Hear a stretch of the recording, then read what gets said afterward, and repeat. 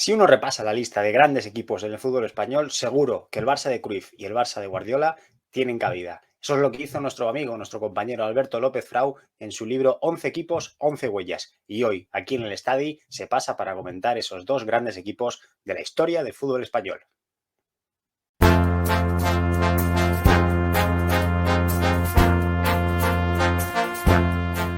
Bona tarda a tothom i benvinguts a l'estadi.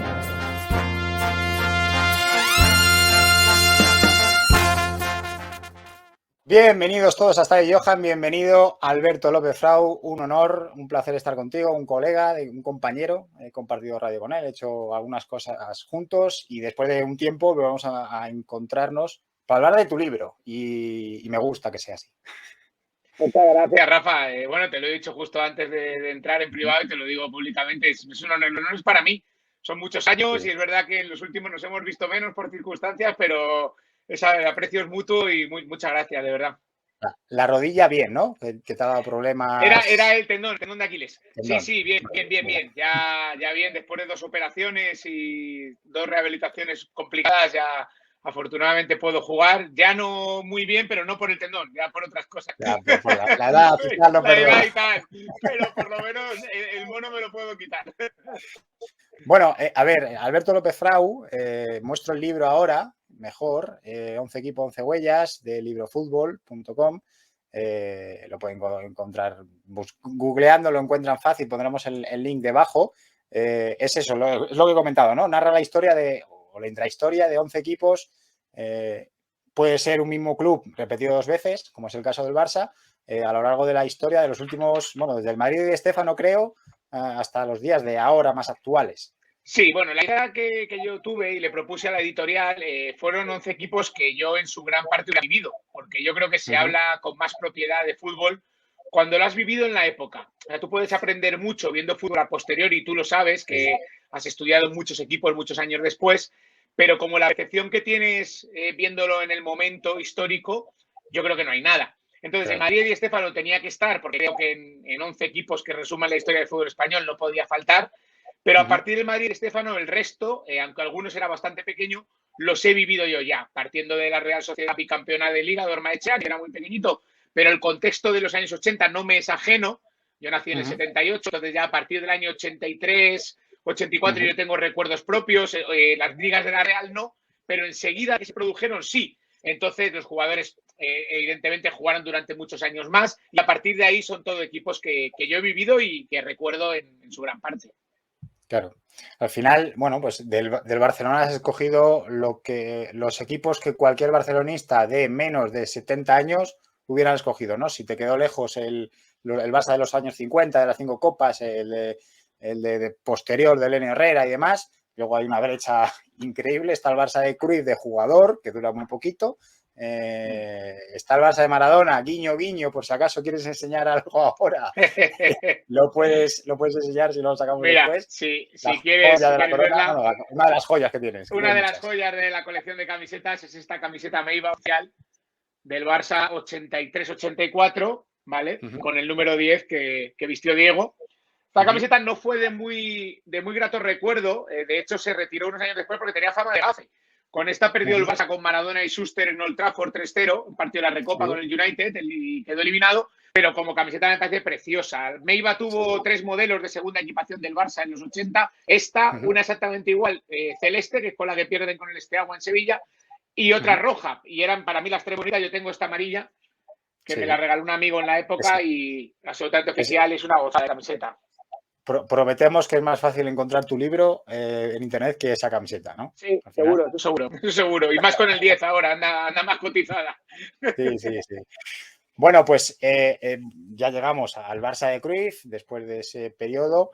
Y bueno, queríamos conocer lo que pasó, más o menos todo el que se meta en este canal lo debe saber, o por lo menos de oídas ha escuchado el Barça de Cruyff, Wembley, las ligas, lo de Tenerife también, etcétera, el proceso incluso a poco que sea un poco mayor o se haya metido un poco, pero al final, bueno, escribiendo un libro se sacan muchas cosas que uno no se acuerda. Seguramente que has tenido oportunidad de hablar con personajes directos de esa historia. Y del Barça de Cruyff, luego nos metemos en comparación y demás, pero del Barça de Cruyff, de ese capítulo del Barça de Cruyff, ¿qué es lo que más te sorprendió, te gustó, con lo que más te llenó de ese capítulo? Charlé con Martí Perarnau, que es una eminencia, bueno, yo diría a nivel mundial, como periodista, como escritor y evidentemente profundo conocedor de la historia del Barça.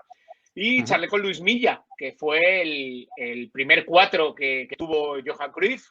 Lo subió de la Masía para jugar en el Barça, luego por diferentes problemas, también tuvieron problemas personales entre ellos, Milla se marchó al Real Madrid, pero los dos me explicaron muy bien. Y lo primero, por no alargarnos mucho, que tiene que conocer la gente, es el origen de por qué llega Cruyff como entrenador al Barça.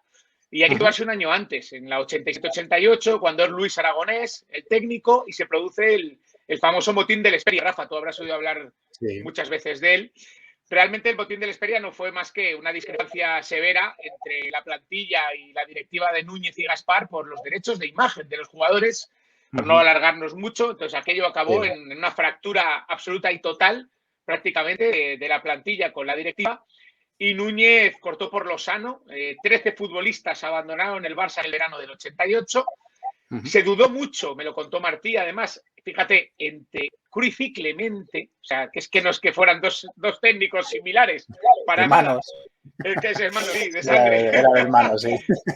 Y finalmente, pues, el triunfo, esto me lo corroboró Martí, el triunfo del Ajax de Cruyff como técnico en la Recopa del 87, ante el Lokomotiv en Atenas, con el gol de Van Basten, aquello ya a Núñez le hizo pensar que Cruyff, además del jugador que fue, había un técnico, ¿no? Había un técnico en potencia. Y con el efecto que iba a tener Cruyff en el Barcelona, pues finalmente se decantaron por Cruyff. Pero muchos de los fichajes en ese primer año fueron recomendados por Clemente, que era amigo personal de Núñez. O sea, llegaron un montón de vascos en exactamente, ese mercado. Chiqui Begiristain, López Recarte, José Mari Vaquero, Ernesto el Chipurri Valverde, que bueno, que es cacereño, pero es formado y es jugador del Athletic, ¿no? Y el Lezama. Por lo tanto, fíjate, y aquellos fueron recomendaciones de Clemente, pero bueno, la llegada de Cruyff al club fue un poco rocambolesca en ese sentido, porque quién sabe qué hubiera sido el destino. A lo mejor luego le hubiera ido muy bien a Clemente, pero desde luego son como el agua y el aceite. Sí, es parecido a lo de 2003, ¿no? Cuando llegó Rijkaard no era la primera opción y... Era Mourinho. Final, sí, por eso. Clemente Cruyff, Mourinho, Rijkaard. Exactamente. Yo creo que se parecen más Mourinho y Rijkaard que Clemente y Cruyff. Y bueno, al final, la historia ya la sabemos casi todos. Gana la Copa Europa en el año 92. El primer año no es bueno o no... es difícil el primer año de Cruyff. Los dos primeros. Gana la Copa del Rey y se gana un año más. El segundo año me parece que es el año de la Recopa y ya un poco se va viendo lo que quiere. A partir del tercero ya empiezan a ganar la Liga. Es el primer año la Recopa, le gana a la Sampdoria en Berna, la final, y el segundo, en abril 90 es cuando le gana la Copa del Rey, se juega en abril la final porque estaba el Mundial de Italia. Y esa final es partido fronterizo. Si esa final no la gana el Barça, porque además ese año fue la quinta liga consecutiva del Madrid y la quinta del Buitre, probablemente Cruyff hubiera sido destituido. Y aquella final, entre que se la ganó al Madrid y que era el segundo título consecutivo de Cruyff, aunque no fuera la Liga, pero había obsesión porque el Barça ganó la Liga 73-74 y la Liga 84-85, pero eran prácticamente 20 años ganando 2 ligas. Por lo tanto, había una ansiedad muy grande con el tema de la Liga y aquella Copa fue la que permitió que el proyecto de Cruyff después se desarrollase en todo su esplendor. Luego llegaría a Wembley. Bueno, de ese equipo o de ese momento, ahora vemos la imagen ahora, qué jovencitos están todos aquí, Vaquero, Guardiola, Ferrer, Eusebio y demás, y el propio Koeman, obviamente, el autor del gol. Bueno, no sé si has descubierto o descubriste algo que no supieras, ¿no? Porque al final de las finales de Copa de Europa se suele, bueno, hacer reportajes documentales, tal, pero al final siempre escarbando te encuentras con una frase de X persona, una declaración o algo más de ese capítulo o dijiste, anda, pues esto no lo sabía y me ha quedado, lo he memorizado ya para siempre. Mira, para empezar, que es verdad que Cruyff y Rexach no eran técnicos que se fijaran mucho en el rival. Cruyff era un técnico sobre todas las cosas intuitivo, a diferencia de Guardiola, luego hablaremos. Y Cruyff lo que le preocupaba, no es un tópico, era hacer un gol más el rival. Pero en esa final sí se preocupó un poquito de lo que tenía enfrente. Y por orden de Rexach, el Barça jugó con un defensa más y entró Juan Carlos y jugó con 4 atrás. Porque aquella Sampdoria tenía a Lombardo de extremo derecho, que para la gente más joven, pues bueno, era un extremo muy punzante, muy rápido. Y le daba mucho miedo los centros porque la dupla de delanteros de aquella Sampdoria era nada más y nada menos que Roberto Mancini, el actual técnico italiano, y Gianluca Vialli, el actual delegado de la selección italiana, que eran 2 delanteros extraordinarios. Y el Barça jugó con un defensa más. Al final fue la decisión de Cruyff y de Rexach y fue un acierto, y aún así tuvo mucho trabajo Zubi, sobre todo en la primera parte. Pero bueno, que al final, con los años, ahora que hay mucho debate, además, y en el cruyffismo que está muy instalado en el Barcelona, hay mucho debate sobre el juego de posición, sobre... Exactamente, Cruyff practicaba juego de posición, pero no era ni mucho menos el estilo de Guardiola. Esto hay que dejarlo muy claro, muy claro, porque la gente ahora se confunde mucho y no tenía nada que ver, y Cruyff a veces jugaba con un defensa más. La intención siempre era atacar y siempre hacer un gol más que el contrario, pero tenía matices claramente, muy diferentes a aquel Barça de Cruyff con el Barça de Pep de 20 años después. Sí, el dinamismo, ¿no? Sí. La movilidad constante. No, y luego Cruyff, pues... hay movilidad constante en el Barça de Guardiola, por supuesto, pero... Por supuesto, es pero... Más lógica quizás, ¿no? Más A, B, C, D, hasta llegar a E. Sí. Cruyff, oye... Cruyff a Cruyff le obsesionaba que saliera la pelota bien de atrás, por eso fichó a Koeman, porque el primer año con Aloisio no podía hacer eso. Después, el paso intermedio, que era el 4 de la Masía, que primero fue Milla y después fue Guardiola. Por delante, la figura de Vaquero, que era absolutamente fundamental, porque era el que devolvía la pelota a Guardiola para que viera la jugada de cara. Y 2 extremos a pie cambiado para que encararan portería, no para que centraran a gol, para que ellos acabaran la jugada. Por eso jugaba mucho Laudrup de falso 9, y de todos los años de Cruyff, solo el año que tuvo a Romario jugó con un delantero al uso. Porque al final jugaba Laudrup ahí, o jugaba Vaquero, y la idea es que la jugada la acabara Stoichkov o la acabara Begiristain. Por eso ponía a Stoichkov en la banda derecha, para que entrara en diagonal como un rayo. O sea, al final Cruyff también era bastante práctico. Sí, no, y la otra diferencia, ya antes de entrar con el Barça de Guardiola, yo creo que es un poco el nivel defensivo, ¿no? La obsesión que tiene Guardiola por la colocación de los jugadores en caso de pérdida, para que haya presión, para que no haya transiciones, para que el Barça de Guardiola y sus posteriores equipos sean de los menos goleados siempre, y a lo mejor a Cruyff eso, igual, esa interpretación mía posterior, y seguramente me equivocaré, pues a lo mejor no le importaba tanto, ¿no? Yo recuerdo que a balón parado a Cruyff le daba igual, le decía a Zubizarreta y compañía. Fíjate un detalle, lo que le preocupaba a Cruyff era salir con calidad de atrás. El Barça llegó a jugar esos años, y eso yo me acuerdo perfectamente, con Eusebio de lateral derecho, Koeman desde libre y Goicoechea de lateral izquierdo, en línea de 3, una especie de central izquierdo lateral. Otras veces eran Nando, Koeman y Serna, que eran 3 ruedas de tractor, con todo el respeto del mundo. Claro. O sea, cuando la perdían, ese equipo corriendo hacia atrás era un drama. Pero lo que quería Johan era que el equipo tuviera gente de buen pie, salir jugando y tocando, y que la tuvieran, y rápido, la salida. Le preocupaba muy poco después defender.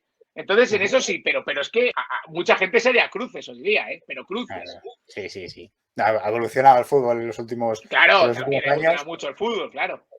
Y en parte por este Barça de Guardiola, ¿no? Que lo tratas en otro capítulo. Hay que decir que el Barça tiene que aparecer en todos los capítulos, o en casi todos, porque ya sea de protagonista o de rival del protagonista, de la quinta buitre, obviamente, pues tienes que hablar mucho del Madrid, pero el Barça está por ahí, seguro.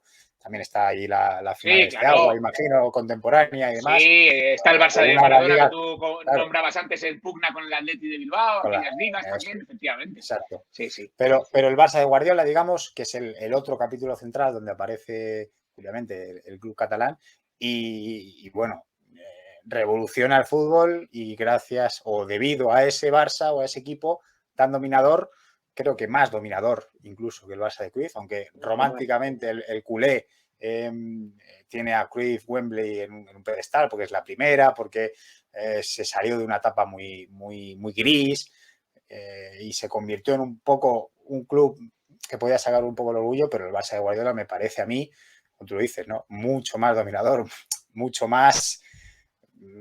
Bueno, que perdía, no ganó todo, pero quizás mejor equipo, y aquí a lo mejor alguno me va a matar, pero quizás yo, a lo mejor porque lo he vivido más también, puede ser.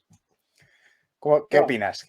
¿Con cuál te Yo te quedas lo voy tú? a, yo te lo voy a decir. El Barça de Guardiola es el mejor equipo que yo he visto en la historia jugando al fútbol. O sea, a mí hay tres equipos que a mí me marcan, ¿no? Especialmente. Uno por afinidad, que es el Madrid de la Quinta del Buitre, que es el equipo de mi infancia. El Milan de Saki, que fue el terror de mi infancia, y es un equipo que defensiva, desde el concepto defensivo, cambió la historia del fútbol, y sin duda el equipo más completo y mejor equipo que yo he visto, el Barça de Guardiola, de verdad, y a años luz del segundo, ¿eh? Pues mira, ahí está las palabras de Alberto López, ¿eh? No, aquí no te hemos pagado para que digas esto, ¿eh? No. Lo digo como lo siento y desde toda la objetividad posible. Y yo no soy el Barça, pero las cosas como son. O sea, el Barça de Guardiola, yo soy el mejor equipo de fútbol que he visto nunca. De este capítulo, ¿con qué te quedas? Misma pregunta que antes. ¿Hablaste con algún protagonista? ¿Llegaste a hablar con alguien que estuvo cerca o dentro?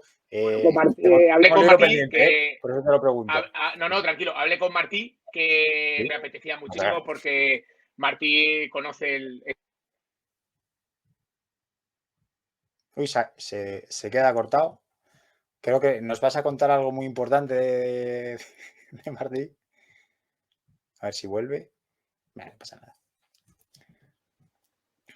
No te preocupes, porque esto en edición vale. lo sin problema. Seguimos, perfecto. Desde la pregunta, no sé si ha sido algo de... Sí, que si hablaste con alguien de Guardiola. Sí. Hablé con Martí. Creo que era la persona, Martí Perarnau, indicada para que pudiera hablarme en profundidad del Barça de Guardiola, porque es que lo conoce a las mil maravillas. Sí. Bueno, lo primero, él me hizo mucho hincapié, yo lo sabía ya un poco de antes, que se habla mucho de la genialidad de Guardiola, pero lo primero que hay que decir de Guardiola es que es un currante como la copa de un pino. O sea, en Guardiola hay talento, lo había como jugador, pero luego hay una capacidad obsesiva para el trabajo. Entonces, eso es lo primero que él hace cuando sube directamente de entrenar en TFA a entrenar al primer equipo del Barça. Es verdad que le dan el poder de poder tomar decisiones muy complicadas, como es prescindir de Ronaldinho y Deco y después repensarse el tema de Eto'o, que la primera temporada fue clave. Y luego me gustó mucho profundizar más en la gestión que hace Guardiola en sus 4 años como primer entrenador. Cómo va modelando el equipo, cómo se va adaptando a los jugadores que tiene cada año. Porque muchas veces se habla, por ejemplo, el tema de Ibra, de cuando sale Ibra del Barça por la fama polémico de Ibra, independientemente de que hubiera más o menos feeling, fue un tema futbolístico. O sea, la aparición de Messi, la irrupción gigantesca de Messi, aunque ya llevaron unos años en la primera plantilla, y la posibilidad de... Exacto, y la posibilidad de que la posición donde Messi más y mejor rendía era de falso 9, digamos, para que apareciera libre en la corona del área. Eso termina con Eto'o, porque si te acuerdas, la final con el United, la final del 2009, la juega en la derecha, la juega arriba, de delantero centro, y termina con Ibra, porque se da cuenta Guardiola que lo que tiene que hacer es conseguir que Messi reciba la pelota solo en la frontal del área y organiza un mecanismo, un equipo, estoy hablando un poco en general, pero para entendernos, para que Messi se entienda y termine las jugadas en la frontal del área. Después, cuando llega Fábregas, el último año, se inventa esa especie de doble falso 9, con Messi y con Cesc para llegar, pero poder mantener ese centro del campo con Xavi, Iniesta y Cesc. Por lo tanto, él... Y luego hay un tópico también, que hay ciertos jugadores que parece que no servían para estar con el Barça de Guardiola, también es mentira. Un futbolista como Yaya Touré, un futbolista como Keita, que le dieron un rendimiento cada uno en su momento extraordinario, la mejoría de Erika Vidal, cómo le convierte en un jugador técnico directamente. O sea, la mejoría de Erika Vidal es alucinante. Bueno, por supuesto, la confirmación de Carles Puyol como uno de los mejores defensas de la historia del fútbol español. Dani Alves, que se acaba convirtiendo en el mejor socio de Messi, el juego de pies de Víctor Valdés, bueno, son muchas cosas, ¿no? Y luego esa capacidad que tenía el Barça, que es la que yo no he vuelto a ver en ningún equipo, de estar tan bien colocado en el campo que recuperaba la pelota nada más perderla. Pero eso no es por presionar arriba, eso es por estar bien colocado arriba, que es muy distinto. Cuando tú tienes el equipo bien asentado arriba, según la pierdes te vuelve, porque el Barça era un frontón para el rival, permanentemente. Y luego físicamente unos jugadores superdotados, algunos desde el punto de vista de la explosividad física y otros de la buena condición. Pero es que Iniesta recupera un montón de balones y no era por físico, era por estar bien físicamente, pero por intuición, por colocación, por entender el juego, ¿no? Era un equipo muy, muy completo, sobre todo en el periodo 2009, 2010, 11, primeros del 11. Esa te iba a preguntar, ¿con qué Barça te quedas? ¿No? Porque con qué Barça de Guardiola, el del triplete que fue la primera temporada, después esta foto es de Roma de 2009. Creo que el partido cumbre, muchos hablan del Barça contra el Santos porque tiene mucha simbología en tema de los canteranos, el tema de los centrocampistas y tal.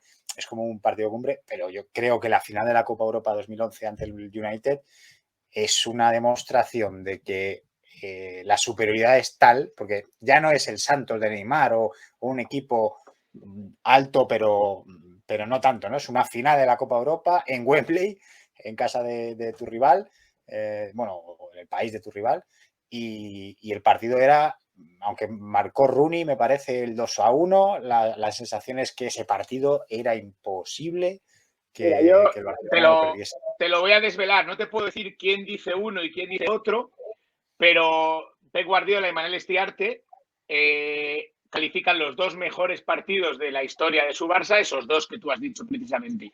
Hay uno que dice que es uno de los 2 y otro que dice el otro. En el libro hay algo un poquito, por no desvelarlo, para que la gente lo lea, ¿vale? Sí, pero yo voy a apostar a que Guardiola dice el del Santos y Estiarte dice el del United. Pero bueno, vamos a ver mucho de esto, pero bueno, vamos a dejar que la gente lo lea. Pero es muy curioso porque no lo habíamos hablado tú y yo antes y efectivamente son los 2 partidos.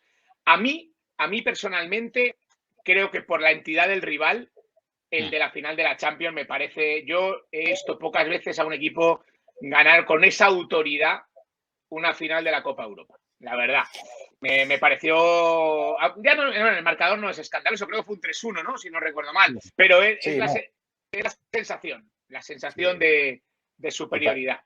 Partido grande hubo un montón, pero claro, teniendo en cuenta final. Por ejemplo, la del Madrid en Cardiff, la segunda parte de la Juve, me transmite una sensación parecida. Sí, muy parecida. Por ejemplo, pero bueno, que sí, ese Barça en ese sentido, mucho. Sí, no, me refería más en el Barça de Guardiola. Hay muchos partidos parecidos a lo del United, pero es una final de Copa Europa. Pero es una final, claro. Hay partidos que los pasa mal, hay partidos en los que se juega mal, el balón no entra. Eso es. El Iniesta está bien, pero la final del Mundial de Clubes contra Estudiantes, pues también, hasta el último minuto. Quiero decir que al final no todos los partidos eran enormes, perfectos y demás, pero sí que hubo mucha superioridad.